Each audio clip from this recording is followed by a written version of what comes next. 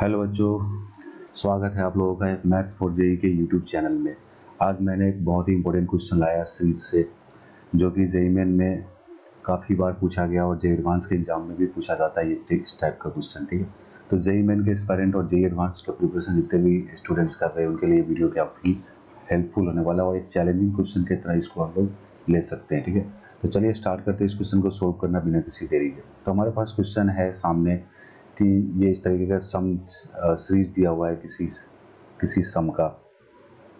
तो हमें ये सम फाइंड आउट करना, मतलब एस की वैल्यू निकालना है, मुझे एस का वैल्यू फाइंड आउट करना है और हमें ये समेशन को सोल्व करना है। ठीक है, तो इस समेशन को सोल्व करने का सबसे बेसिक ट्रिक क्या होता है? बेसिक ट्रिक ये होता है कि नीचे वाला का प्रोडक्ट ऊपर में क्या होना चाहिए, डिफरेंस होना चाहिए। मतलब इस तरीके से लिखा 1/अल्फा बीटा, तो किसी तरीके से 1 को हम क्या लिख देंगे, अल्फा माइनस बीटा, या फिर ऊपर में ऐसा क्रिएट करेंगे कि ये डिफरेंस यहाँ पे क्रिएट हो जाए। ठीक है, तो चलिए मैं अभी क्वेश्चन करके दिखाता हूँ तो और क्लियर हो जाएगा। ठीक है, तो फंडा क्या है कि नीचे का जो प्रोडक्ट होगा ऊपर में क्या होना चाहिए, डिफरेंस होना चाहिए। नीचे हम, लेकिन यहाँ पर हम देखेंगे तो नीचे में तो प्रोडक्ट है ही नहीं, बस एक सिंपल सा आइडेंटिटी दिया हुआ है। ठीक है, एन में, तो इसको हम क्या करेंगे, एन में जो आइडेंटिटी दिया है DB4 पोलिनोमियल टाइप दिख रहा है हमें, तो उसको हम क्या करेंगे, फैक्टराइज करेंगे पहले। तो इसको हम फैक्टराइज करेंगे तो क्या आएगा हमारे पास, n⁴ n² + 1। इसको हम फैक्टराइज करेंगे, मैं यहाँ पे क्रिएट कर रहा हूँ n² + 1 का होल स्क्वायर इनके और इनके हेल्प से। तो n⁴ को मैं लिख सकता हूँ n² का स्क्वायर प्लस 1 को मैं क्या लिख सकता हूँ 1²। अब हमारे पास a² + b² है, प्लस 2a भी नहीं है तो मैं क्या करूँगा 2n² ऐड कर दिया और सब्सट्रैक्ट कर दिया। ठीक है, और पहले से ये वाला चीज़ हमारे पास था, इसको भी लिख दिया मैंने। ठीक है, तो यहाँ तक की कहानी ये था कि हमारे पास ये आ गया a² + b² + 2ab। तो इन तीनों को हम क्या लिख देंगे, n² + 1 का होल स्क्वायर। ठीक है, अब ये दोनों मिलके क्या बन जाएगा, -n²। अब ध्यान से इसको हम देखेंगे तो हमारे पास ये आइडेंटिटी क्या बन रहा है, a² - b²। तो a² - b² क्या हो जाएगा, a + b, ये हमारा पूरा a था तो मैंने a लिख दिया और ये हमारा b है तो a + b हो गया, फिर मल्टीप्लाइड बाय क्या होगा, a - b। इस तरीके से हो गया। इसको और स्टैंडर्ड फॉर्म में लिख लेते हैं, हमारे पास क्या आएगा, n² + n + 1 multiplied by n² - n + 1। यहाँ तक हमारा क्या हो गया, ये वाला चीज़ जो हमारा है, ये वाला चीज़ जो हमारा कन्वर्ट हो गया इस प्रोडक्ट में n⁴ n² + 1। मैंने क्या किया, इसको मैंने फैक्टराइज कर दिया। ठीक है, तब इसके जगह पे मैं क्या करूँगा, ये चीज़ लिख दूंगा। ठीक है, तो मैंने अभी जस्ट बोला था कि नीचे में जो प्रोडक्ट होगा, मतलब इसको मैंने प्रोडक्ट में ले आया, मतलब इसको मैंने प्रोडक्ट में कन्वर्ट कर दिया, इन दो के प्रोडक्ट में कन्वर्ट कर दिया। अब हम क्या करेंगे, इन दोनों का डिफरेंस ऊपर चेक करेंगे कि यार 2n आ रहा है कि नहीं। तो हम चेक कर लेते हैं कि इनका डिफरेंस क्या आ रहा है। तो हमारे पास क्या था, n² + n + 1, ये दोनों का प्रोडक्ट था n² - n + 1। ये हमारा क्या है, n⁴ + n² + 1। अब हम ध्यान से देखेंगे, अगर डिफरेंस निकालेंगे n² + n + 1 minus n² + n - 1, ये आएगा इन दोनों का डिफरेंस। तो सोल्व करेंगे तो हमारे पास क्या आ जाएगा, n², ये -n² कैंसिल आउट हो गया, 1 से -1 कैंसिल होगा, हमारे पास कितना आ गया, 2n आ गया, और यहीं पे गेम क्या हो गया, खत्म हो गया। ठीक है, अभी और भी चीज़ होगा इसमें, लेकिन ऑलमोस्ट 60% इस क्वेश्चन का जो काम था वो खत्म हो गया। ठीक है, अब आते हैं, बचा क्या, अब यहाँ पे जो 2n ऊपर दिख रहा था, 2n को हम क्या लिख देंगे, इन्हीं दोनों का डिफरेंस, क्योंकि हमने अभी देखा है कि इन दोनों का डिफरेंस क्या आ रहा है, 2n आ रहा है। तो हमारा जो समेशन है, समेशन किस तरीके से चेन लेगा, n0 to ∞, 2n को हम क्या लिख रहे हैं, n² + n + 1 multiplied by n² - n +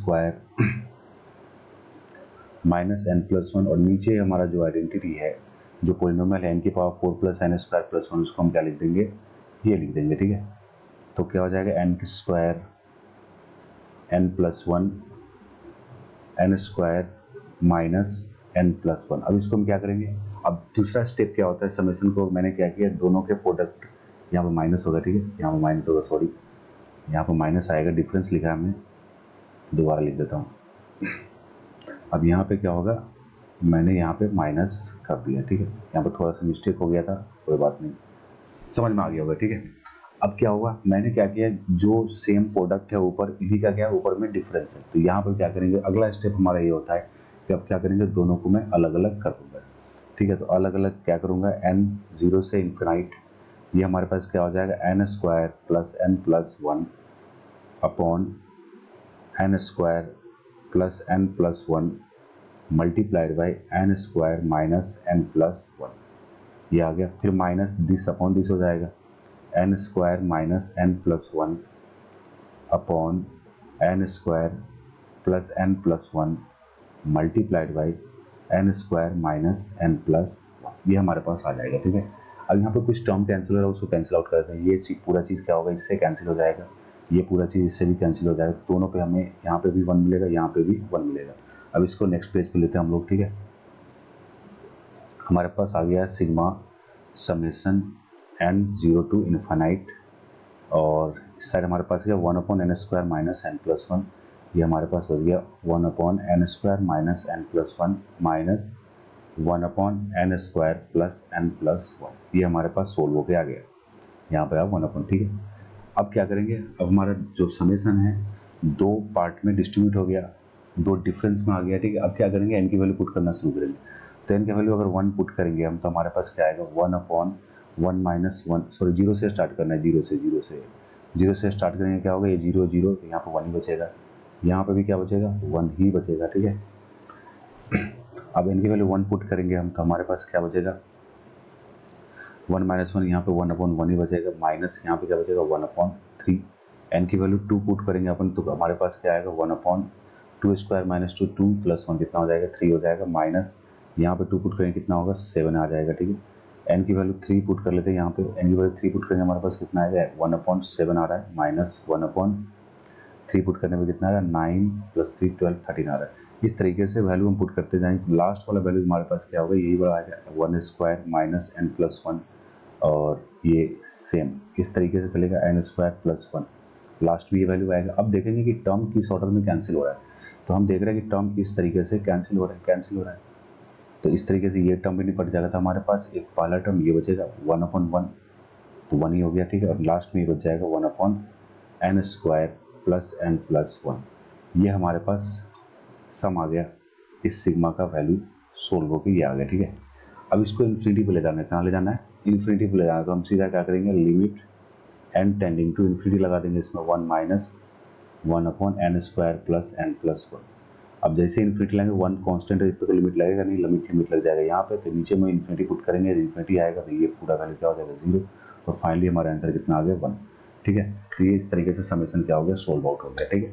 तो काफ़ी अच्छा क्वेश्चन था ये, ऐसा क्वेश्चन जेईई मेन में बहुत बार पूछा जाता है। ठीक है। हर साल पूछा जाता है, सीरीज से डिफरेंस क्रिएट करना। यहाँ पर बेसिक क्या देखना था कि जो हमें दो का प्रोडक्ट जो नीचे था ना, यहाँ पर 2 का प्रोडक्ट था ना, इसका और इसका, ऊपर में क्या होना चाहिए, डिफरेंस क्रिएट करना, बाकी उसके बाद टर्म को अलग अलग करना है, फिर वहाँ पे वैल्यू पुट करना है, लास्ट में जो फाइनल वैल्यू आएगा वहाँ पे n की वैल्यू जो लास्ट वाला था वो पुट कर देंगे।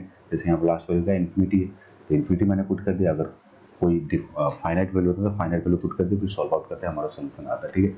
तो चलिए क्वेश्चन खत्म हो गया। ठीक है। मिलते हैं नेक्स्ट वीडियो में नए क्वेश्चन के साथ, तब तक के लिए बाय, जय हिंद।